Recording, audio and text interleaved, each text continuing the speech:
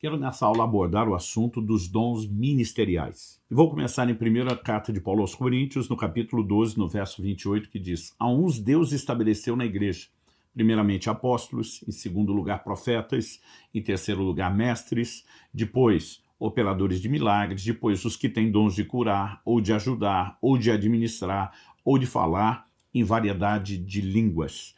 Então, ao olhar para essa declaração de Paulo, ele reconhece que Deus estabeleceu na igreja. E o apóstolo vem apresentando aqui uma diversidade de dons. Inclusive, nós podemos dizer de categorias distintas de dons. Podemos perceber essas distinções quando no início do mesmo capítulo 12, nos versículos 4 a 6, o apóstolo diz assim: ora, os dons são diversos, mas o Espírito é o mesmo. E também a diversidade nos serviços, mas o Senhor é o mesmo. E a diversidade nas realizações, mas o mesmo Deus é quem opera tudo em todos. O apóstolo Paulo fala de dons, fala de serviços ou ministérios, dependendo a versão, porque são palavras sinônimas, e ele também fala de realizações. Curioso é que ele apresenta o que nós podemos chamar de uma interação da Trindade. Quando ele usa a expressão dons, ele atribui a operação dos dons ao Espírito Santo. Ele diz a diversidade de dons, mas o Espírito é o mesmo. E é interessante observar que o apóstolo Paulo está construindo, intencionalmente essa ideia. Carisma, operação dos dons, ele relaciona com a pessoa do Espírito Santo. Mas depois ele diz a diversidade de serviços, e a palavra aqui agora é diaconia, é ministério, mas ele afirma: o Senhor é o mesmo. A expressão Senhor em todo o Antigo Testamento era usada para Deus o Pai, mas em todo o Novo Testamento ela aponta para Cristo. Para só depois ele dizer que a diversidade de realizações, mas então ele afirma, mas o mesmo Deus é quem opera tudo em todos. E agora a expressão Deus, no sentido genérico aqui, é sempre usada como uma aplicação ao Pai. Então nós vemos não só o que nas aulas iniciais dos fundamentos doutrinários já apresentamos sobre o mistério bíblico da Trindade, mas vemos também essa interação, essa dinâmica de uma operação conjunta de Pai, Filho e Espírito Santo. E o apóstolo faz essa divisão. O Espírito Santo opera o carisma. Quando você olha o ensino de 1 Coríntios 12, Paulo enumera 9 manifestações do Espírito Santo, que normalmente nós chamamos dos dons espirituais.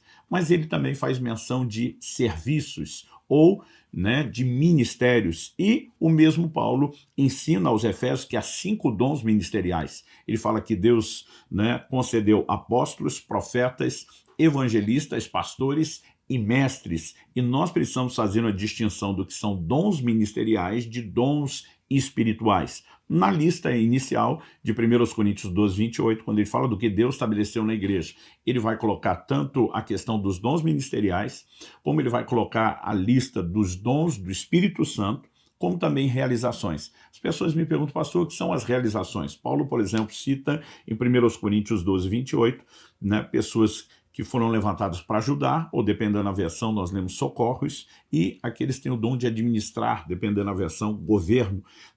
Tudo aquilo que não está na lista dos 9 dons do Espírito Santo, nem dos 5 dons ministeriais, você pode colocar na lista das realizações. A Bíblia fala sobre o que exorta, sobre o que contribui.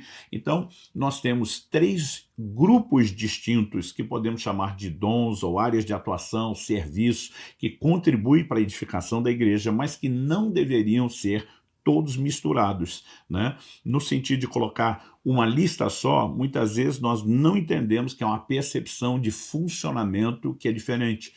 Quando falamos, por exemplo, dos 9 dons do Espírito Santo, estamos falando de manifestações sobrenaturais operadas debaixo da inspiração do Espírito Santo no momento específico. Mas quando falamos dos dons ministeriais, eles são chamados de dons da graça, e eles têm uma operação, a gente diria, um tanto quanto contínua. Por exemplo, ninguém está se movendo 24 horas por dia, o tempo todo, na operação de um dos dons do Espírito Santo. São manifestações ocasionais. Mas, por exemplo, ainda que não seja às 24 horas, porque nos dividiremos em outras tarefas, quando falamos dos dons ministeriais, são uma manifestação da graça, eu diria, um tanto quanto contínua. Ou seja, nós precisamos fazer distinção entre um tipo de dom e outro, para que haja uma clareza de compreensão, principalmente no aspecto prático, no que diz respeito ao funcionamento. Então, né, depois de mostrar que há uma ação de Deus na igreja, usando ministérios e dons diversos, e de que há essa interação da Trindade, sendo que cada um tem a sua particularidade de ação. Nós já falamos sobre os dons do Espírito Santo nas aulas 52 e 53, caso você tenha o interesse. Apresentamos o ensino bíblico claro, direto a respeito desse tipo de dom. E nessa aula eu quero falar sobre os dons ministeriais, ou como normalmente também os chamamos de os dons da graça. Eu quero passar agora para Efésios capítulo 4, eu quero ler a partir do verso 7, quando o apóstolo diz: "E a graça foi concedida a cada um de nós, segundo a proporção do dom de Cristo." Ele fala de uma graça relacionada com a proporção do dom de Cristo. Por isso diz, verso 8, "Quando ele subiu às alturas, levou cativo o cativeiro e concedeu dons aos homens." Ora, o que quer dizer subiu? Senão que também havia descido até as regiões inferiores da terra.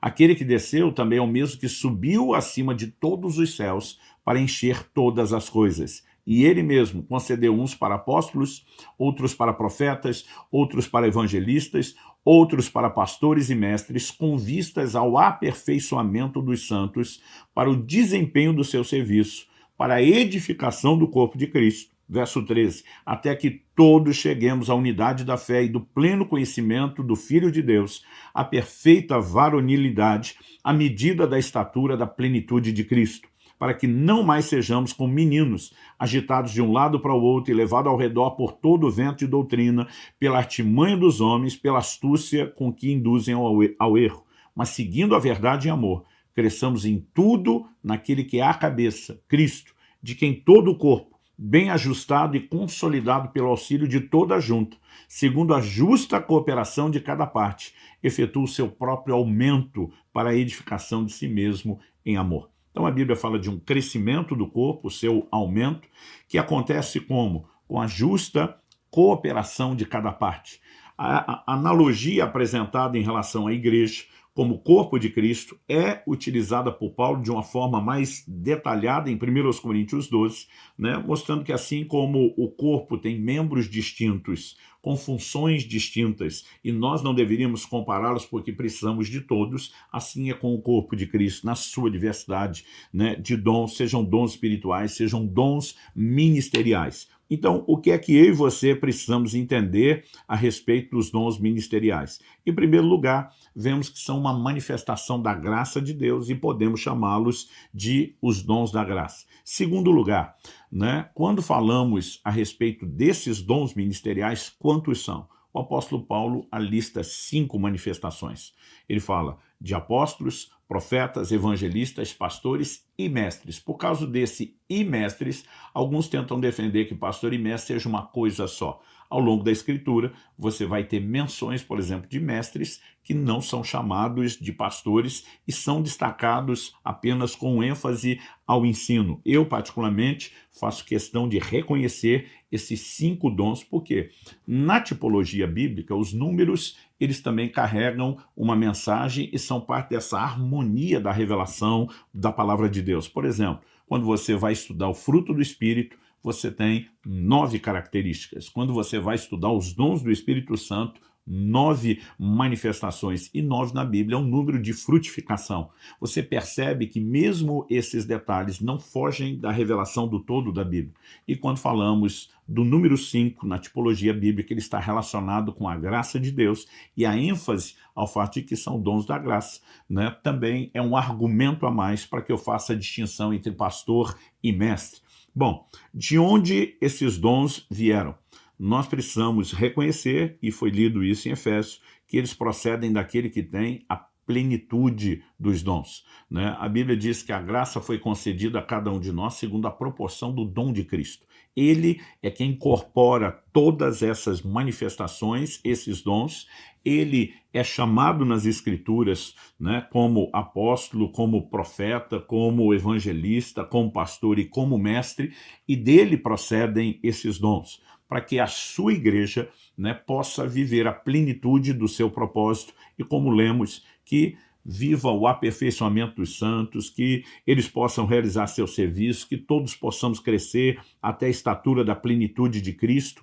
Enfim, é importante reconhecer não só quantos dons são, 5, mas de onde eles vêm, do próprio Senhor Jesus. Então eu falei que a Bíblia o reconhece, né, com todas essas ênfases ministeriais, e eu gostaria de ler alguns textos. Por exemplo, Hebreus capítulo 3, verso 1 diz: por isso, santos irmãos, que participais da vocação celestial, considerai atentamente o apóstolo e sumo sacerdote da nossa confissão, Jesus. Ele, né, é chamado de apóstolo. Considerem atentamente o apóstolo e sumo sacerdote da nossa confissão, Jesus. Mas nosso Senhor também foi chamado de profeta. Em Atos, no capítulo 3, no verso 22, nós vemos o apóstolo Pedro relacionando a palavra que Deus, por meio de Moisés, disse: o Senhor fará com que do meio dos irmãos de vocês se levante um profeta semelhante a mim, e nós vemos que essa palavra se cumpre na pessoa de Jesus. Também, no capítulo 6 do Evangelho de João, nós lemos no verso 14 essa associação feita a Jesus.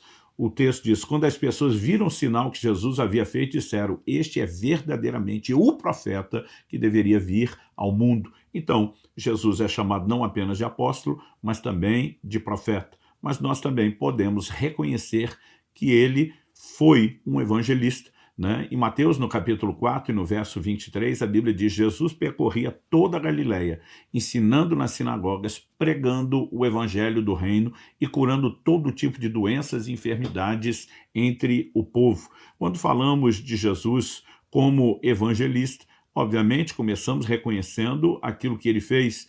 Em Lucas, no capítulo 4, no verso 18, Jesus lê o livro do profeta Isaías e chama sobre si o cumprimento quando diz: o Espírito do Senhor está sobre mim, porque ele me ungiu para evangelizar os pobres, enviou-me para proclamar libertação aos cativos. Então Jesus diz: fui ungido para isso, para evangelizar os pobres. Aliás, Hebreus capítulo 2, verso 3, fala a respeito da salvação que nos foi inicialmente anunciada pelo Senhor e depois confirmada pelos que a ouviram. E aqui é uma referência aos apóstolos. Então, nosso Senhor é o primeiro a comunicar o evangelho, né, a proclamar a salvação e, portanto, a fazer o trabalho de evangelista. Mas Jesus também, né, traz sobre si esse, não apenas o rótulo adjetivo, mas a função de um pastor. No Evangelho de João, no capítulo 10 e no verso 11, Jesus diz: eu sou o bom pastor. O bom pastor dá a vida pelas ovelhas.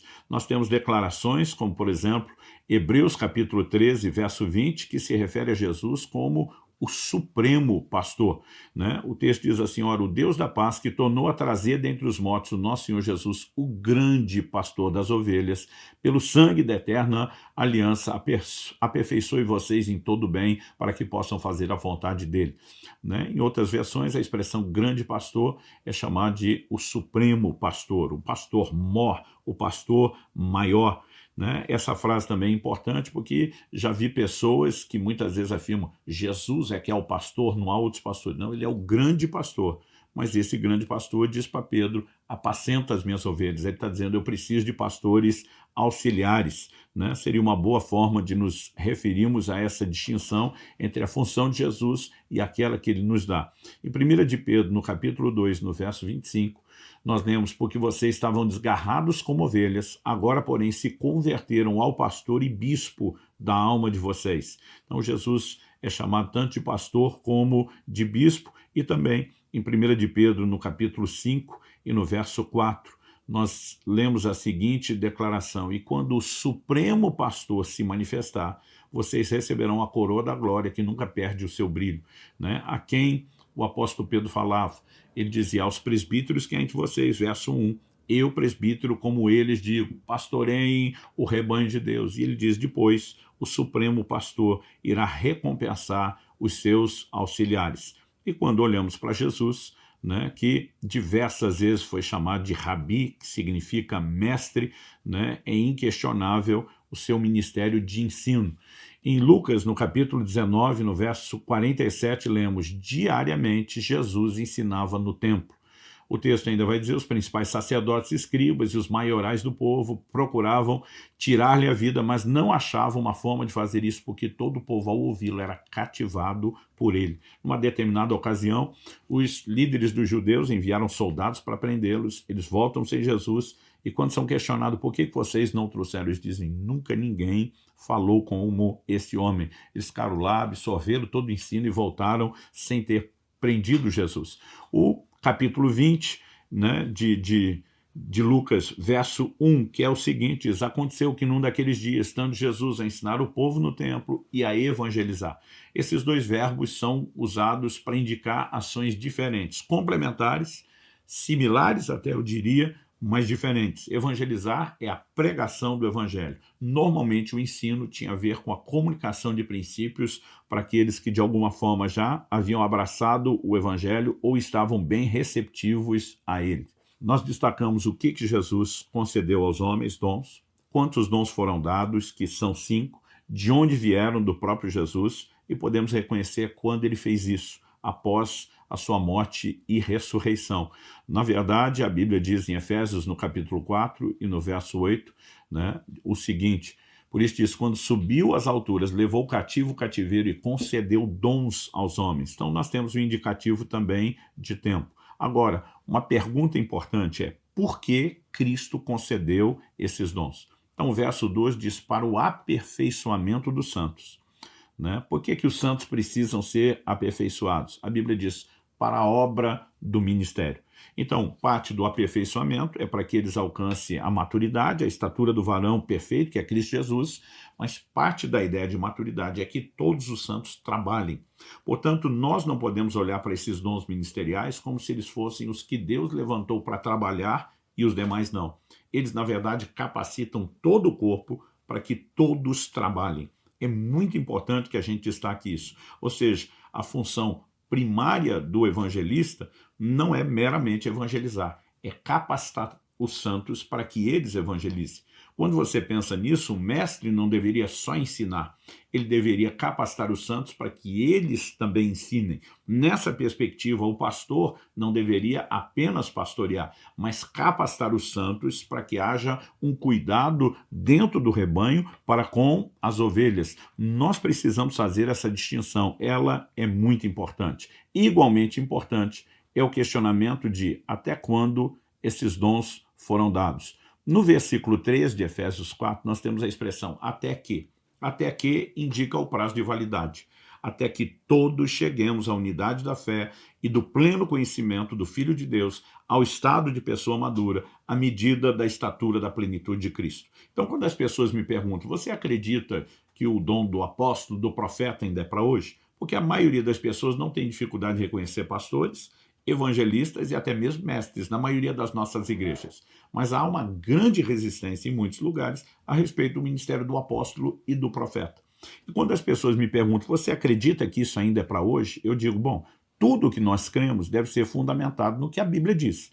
Então, o que é que a Bíblia determina que eu devo crer? Que todos esses 5 dons foram dados com prazo de validade. Qual o prazo de validade? Até que todos cheguemos, né, à unidade da fé e do pleno conhecimento do Filho de Deus. Então a pergunta é: chegamos lá? A resposta é não. Se não chegamos, o prazo de validade, né, ainda está de pé, ou seja, esses dons não foram expirados. Agora, a partir do momento que reconhecemos que mesmo apóstolos, profetas ainda são dons para a atualidade, e há um pensamento muito equivocado quando alguns tentam dizer que apóstolos eram só os 12, essa conta não fecha, porque Paulo é chamado de apóstolo além dos 12, alguns tentam dizer: não, ele é que era o substituto, né, de Judas e não Matias. Mas você tem, né, Barnabé e vários outros no Novo Testamento sendo chamados de apóstolos. Aliás, você tem o livro do Apocalipse, onde o próprio Jesus diz: puseste à prova os que se dizem apóstolos e não são, e os achaste mentirosos. Se a igreja do início acreditasse que só tinha 12 apóstolos, não precisava provar nenhum outro. Não poderia provar os 12 porque os 12 já estavam autenticados. Não haveria necessidade de provar outros porque ninguém mais poderia ser. Agora, quando a Bíblia está dizendo: puseste à prova os que se dizem e os achaste mentirosos porque eles não são, isso também nos leva ao entendimento de que, apesar do dom do apóstolo, por exemplo, não ter expirado, isso não significa que todo mundo que diz que que realmente o seja, né? Então, quando reconhecemos a validade do dom para o nosso tempo, não estamos validando, né, uma autoautenticação que a pessoa faz de si mesma quando se chama de apóstolo. São duas coisas completamente distintas, mas acredito indiscutivelmente não só na continuidade dos dons do Espírito Santo para hoje, porque aqueles que pegam a declaração de Paulo em 1 Coríntios 13, que fala, obviamente, dos dons cessando, isso é inegável, né? A palavra de Deus nos diz no verso 8, o amor jamais acaba, havendo profecias desaparecerão, havendo línguas cessarão, havendo ciência passará. A Bíblia está dizendo que um dia vai passar. Quando? O apóstolo Paulo diz, quando vier aquilo que é perfeito, o que é em parte será aniquilado. E Paulo diz, em parte conhecemos, em parte profetizamos. Então alguns tentam defender, não, o que é perfeito já veio, que foi, né, a revelação completa do cânon. Não é disso que Paulo está falando. E diz, então conheceremos plenamente, como também somos plenamente conhecidos, e isso não aconteceu. E Paulo está dizendo, quando viesse o que é perfeito, o que em parte seria aniquilado. E ele inclui o conhecimento, né? E diz, havendo profecias aparecerão, havendo línguas cessarão, havendo conhecimento, ele também vai passar. E quem advoga que profecias e línguas cessaram em nome da chegada do que é perfeito, não diz que o conhecimento cessou. Pelo contrário, o que eles mais tentam defender é a importância do conhecimento. Então não há a menor coerência na declaração de um cessacionista, né, quando toca no assunto, seja dos dons do Espírito Santo ou dos dons ministeriais. Nós precisamos reconhecer que Jesus deu apóstolos, profetas, evangelistas, pastores e mestres, até que cheguemos lá, esses dons estão em vigor e são necessários. Agora, o que nós precisamos entender é que eles são dons de serviço. Eles não são necessariamente governo, que é o assunto da próxima aula que eu quero abordar sobre o governo da igreja. Eles não são necessariamente autoridade e, pasme, você não acha um único lugar no Novo Testamento onde alguém é ordenado num desses dons ministeriais, um reconhecimento específico do tipo de dom. Nós também não temos. Vou falar melhor sobre isso na próxima aula, mas agora o que eu gostaria de destacar é que esses dons ministeriais, eles de fato devem ser devidamente entendidos, e como são 5, eu gosto da ilustração da mão. Aprendi isso quando ainda era, né, jovem, solteiro. Por exemplo, o apóstolo, a gente relaciona ele com o dedão, porque ele tem a capacidade de tocar todos os outros. A gente costuma dizer que o apóstolo, ele tem um pouco de cada uma dessas manifestações. A palavra apóstolo significa enviado. Ele normalmente é o ministério pioneiro, aquilo que hoje em dia a gente trata como missionário, o cara que vai desbravar, né, o campo. Então, normalmente, esse dom, ele acumula um pouco das outras funções. Não significa que os outros não são importantes, não significa que ele não precisa dos demais, mas, obviamente, até por questões lógicas, ele acumula um pouco de cada. O dedo indicador nós relacionamos ao profeta, que normalmente é aquele do confronto, do assim diz o Senhor, embora o ministério do profeta não se limite a confronto, entra encorajamento, entra consolo, né? Quando a gente pega o dedo médio, que é o maior de todos, a gente normalmente relaciona isso com o evangelista. O evangelista, ele tem um grande destaque. Você vê Filipe chegando em Samaria, curando enfermos, expulsando demônios, enquanto a mensagem do evangelho é anunciada, sinais que normalmente acompanham o evangelista. Nós temos também o exemplo do dedo, né, anular, que é aquele que de todos os outros não parece ter grande destaque nem força, mas quando falamos, por exemplo, da mão esquerda, é o que carrega a aliança, é o dedo do compromisso, e esse nós relacionamos ao pastor, aquele que de fato tem o comprometimento com o cuidado do rebanho.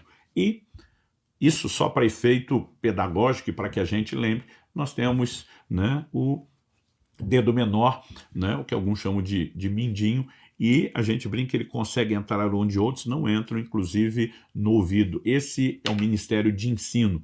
Mas algo que é importante antes da gente terminar a aula é fazer uma distinção entre ministério e dons ministeriais.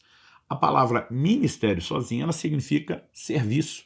Então, por exemplo, o termo diaconia, diácono, que é a palavra utilizada no original grego, ela tem um sentido e uma aplicação ampla na Bíblia. E todos fomos chamados para servir. Ou seja, quando falamos de ministério, todos têm ministério, todos têm uma função de serviço no corpo de Cristo. A pessoa pode não ter sido chamada para funcionar num dos 5 dons ministeriais, ela pode não ter um chamado para um ministério de tempo integral, mas a palavra ministério-serviço, ela se aplica a todo cristão. Então a gente tem que fazer a distinção de ministério e de dons ministeriais. Por exemplo, esses 5 dons ministeriais têm um propósito, qual? Capacitar os santos para a obra do ministério, ou seja, eles capacitam os demais que servem no ministério. Então você não pode dizer que esses 5 são os ministros de Deus e que os demais não são ministros, né? Há um chamado para todo o cristão. Então, por exemplo, em 2ª carta de Paulo aos Coríntios, no capítulo 5 e no verso 18, o apóstolo Paulo usa a seguinte expressão: ora, tudo isso provém de Deus, que nos reconciliou consigo mesmo por meio de Cristo e nos deu o ministério da reconciliação. Né? O que é o ministério da reconciliação? A comunicação do evangelho, comunicar o perdido para com Deus. Isso todo cristão recebeu, né? É o tipo de ministério que a gente diz é para todo mundo, mesmo que ele não seja o evangelista, ele tem o ministério da reconciliação. Agora, há chamados que não são para todos. Em 1 Coríntios 12, 29, Paulo pergunta: são todos apóstolos? Não. São todos profetas? Não.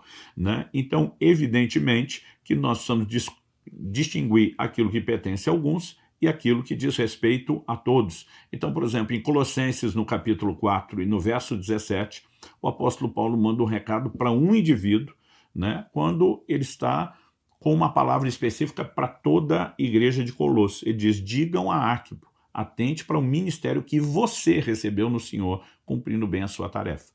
Ministério é algo que é de todos, mas naquele momento ele falava de um ministério específico dado a Arquipo, e ele diz: você precisa cumprir a sua missão e a sua tarefa. Né? Então, todo cristão, de acordo com Apocalipse 5, foi comprado por Jesus para ser um sacerdote. Né? Parte da verdade levantada e destacada na reforma é que todos somos sacerdotes, chamamos do sacerdócio universal de Cristo, ou seja, todos são ministros. Agora, quando entendemos o propósito dos dons ministeriais, a gente percebe que nem todos têm um dos 5 dons, mas todos foram chamados para servir e devem ser equipados por esse. É verdade também, né, que ninguém tem todos os 5 dons a não ser Cristo, mas há pessoas que podem acumular mais dons ou funções. Então, por exemplo, em 1 Timóteo, no capítulo 2 e no verso 7, nós vemos o apóstolo Paulo fazendo a seguinte declaração. Ele diz: para isso foi designado pregador e apóstolo. Né? Ele diz: afirmo a verdade, não minto, mestre dos gentios na fé e na verdade. Alguns discutem se a palavra pregador aqui caberia, né, no evangelista ou no profeta, mas o fato é que, seja um, seja outro, ele ainda menciona o ministério do apóstolo e ele também ainda menciona o fato de que Deus o levantou como mestre dos gentios. Né? O ministério de ensino de Paulo foi extraordinário, é inquestionável, é inegável. Em 2ª carta de Paulo a Timóteo, no capítulo 1 e no verso 11, você também vê Paulo dizendo: para esse evangelho eu fui designado pregador, apóstolo e mestre. Então, sim, é possível que alguém acumule dons ministeriais. Você vê que o apóstolo Pedro é chamado, né, por Jesus de pastor, pastorei as minhas ovelhas, mas ele também era chamado de apóstolo. Então podemos dizer que pelo menos o pastorado e o apostolado estavam ali. Entendendo o propósito dos dons ministeriais, que aperfeiçoam os santos, nós devemos ter uma ideia onde toda a igreja, todo o corpo de Cristo serve e trabalha. Mas, obviamente, cada um desses 5 vai tocar a igreja para que eles cumpram uma medida do que ele tem em carrega. Por exemplo, o termo apóstolo significa enviado. Né? A pergunta é: todo cristão tem uma medida desse dom ministerial de envio? Sim. Romanos capítulo 10, né, diz: como crerão naquele de quem não ouviram falar? Como ouvirão se não há quem pregue? Né? E ele vai questionar. Tem que ter enviados para que a mensagem seja pregada. E o enviado é usado de forma genérica a todo cristão, embora nem todos sejam apóstolos. Em 1 Coríntios 14, 31, o apóstolo Paulo diz: todos podereis profetizar. Mas quando ele pergunta em 1 Coríntios 12, 29, são todos profetas? A resposta é não. Né? Mas há uma medida do profeta que todo crente pode carregar e os profetas equipam o corpo para isso. Né? Quando falamos a respeito de evangelismo, não é diferente. Né? O apóstolo Paulo, por exemplo, em Efésios, no capítulo 6 e no verso 15, ele fala sobre calçar os pés com a preparação do evangelho da paz. É o que todo cristão deve fazer quando falamos da armadura de Deus. Mas são todos evangelistas? Não. Né? Quando falamos a respeito do pastoreio, a Bíblia fala de um cuidado mútuo, embora nem todos sejam pastores. E mesmo que nem todos sejam mestres, Hebreus 5,12 diz: quando deveriam ser mestres em razão do tempo decorrido. Há uma medida de ensino que provém da maturidade que todos devem praticar. E os 5 ministérios vão equipar o corpo de Cristo para que isso seja produzido. Há que se entender, porém, a diferença entre dons ministeriais e governo da igreja. E esse assunto nós continuaremos na próxima aula.